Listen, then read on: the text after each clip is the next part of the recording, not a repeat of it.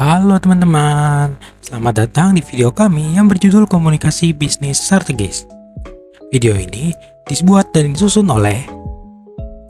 Hotman Vincent Siregar dengan NPM 2210631020126 dan kedua Indah Putriani dengan NPM 2210631020129. Maka kita akan bahas tentang pengertian komunikasi bisnis strategis. Komunikasi bisnis strategis dapat diartikan sebagai komunikasi yang digunakan dalam dunia bisnis yang meliputi berbagai bentuk, baik verbal maupun non-verbal, dengan tujuan mencapai sasaran tertentu. Nah, selanjutnya, ciri-ciri komunikasi bisnis strategis. Komunikasi bisnis strategis mempunyai 4 ciri. Yang pertama, terencana dan cara untuk mendukung tujuan bisnis berdasarkan pada situasi dan kondisi internal serta eksternal perusahaan, mengoptimalkan sumber daya yang dimiliki perusahaan, dilaksanakan secara terintegrasi dengan kegiatan bisnis yang lainnya. Selanjutnya, kita akan bahas tentang manfaat dari komunikasi bisnis strategis. Yang pertama, mendukung pencapaian target bisnis. Komunikasi yang terencana dapat membantu mencapai target penjualan dan pertumbuhan bisnis. Yang selanjutnya, yang kedua, memperkuat citra dan merek. Komunikasi strategis mampu memperkuat citra dan merek perusahaan dan membentuk persepsi positif di benak konsumen. Dan yang terakhir, meningkatkan loyalitas pelanggan. Pesan yang relevan dan konsisten dapat menumpuk loyalitas dan retensi dari pelanggan. Selanjutnya, prinsip-prinsip komunikasi bisnis strategis. Pertama, prinsip perencanaan dan pengarahan. Komunikasi harus didasarkan pada perencanaan yang matang dan pengarahan yang jelas untuk memastikan bahwa semua elemen komunikasi selaras dengan strategi bisnis yang lebih besar. Yang selanjutnya, prinsip berbasis tujuan. Komunikasi yang efektif harus selaras dengan visi dan misi serta diarahkan untuk mencapai sebuah hasil yang kita inginkan. Dan yang ketiga, prinsip integrasi. Prinsip ini menekankan pentingnya integrasi antara berbagai saluran komunikasi yang digunakan oleh perusahaan. Dan yang terakhir atau yang keempat, prinsip efektivitas dan efisiensi. Komunikasi bisnis harus efektif dalam mencapai tujuan yang diinginkan dengan cara yang efisien. Hal ini berarti penggunaan sumber daya yang optimal tanpa mengorbankan kualitas dari pesan-pesan yang disampaikan. Selanjutnya, tahapan perencanaan pada komunikasi bisnis strategis.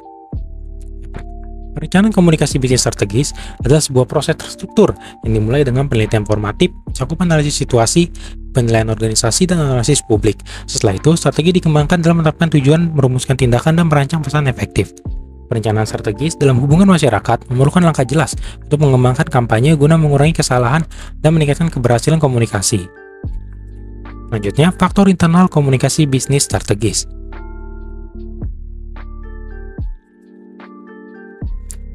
Yang pertama, struktur organisasi. Struktur yang hierarkis dapat memperlambat aliran informasi, sedangkan struktur yang lebih datar dapat mempercepat komunikasi.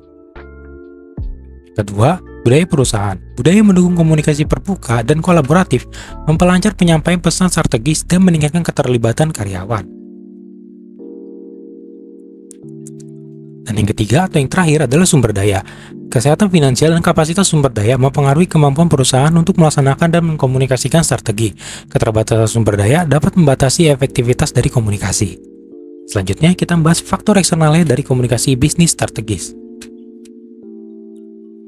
Yang pertama, kondisi ekonomi. Dampak perubahan ekonomi seperti resesi atau pertumbuhan ekonomi dapat mempengaruhi pesan dan strategi sebuah komunikasi perusahaan. Yang kedua, regulasi dari pemerintah. Dampak kebijakan dan peraturan seperti perubahan regulasi dari pemerintah dapat mengubah cara operasi dan komunikasi dari sebuah perusahaan. Terakhir adalah tren industri. Pengaruh perubahan tren di masyarakat dapat menggeser kebutuhan dan ekspektasi dari pelanggan. Selanjutnya, implementasi dan evaluasi komunikasi bisnis strategis. Pada tahap implementasi, organisasi menjalankan rencana yang telah disusun dengan mengalokasikan sumber daya dan menerapkan sistem pelaksanaan seperti program pelatihan dan acara. Sedangkan evaluasi dilakukan untuk menilai kinerja organisasi dalam mencapai tujuan melalui pengumpulan dan analisis data, serta tindakan perbaikan yang rutin. Evaluasi harus bersifat partisipatif dan melibatkan komunikasi dua arah agar organisasi dapat beradaptasi dengan perubahan lingkungan. Terakhir, kesimpulan. Adapun kesimpulan yang kita dapatkan di sini adalah komunikasi bisnis strategis merupakan elemen penting dalam mendukung keberhasilan perusahaan. Dengan perencanaan yang matang dan pelaksanaan yang terarah, komunikasi bisnis dapat membantu mencapai tujuan organisasi.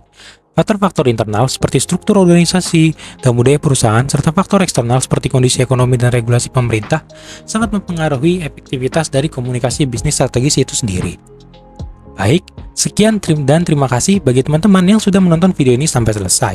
Mohon maaf apabila ada kesalahan kata, dan saya dan selaku kelompok 7 dan anggota-anggota saya mengucapkan terima kasih dan sampai jumpa pada video-video selanjutnya. Dadah!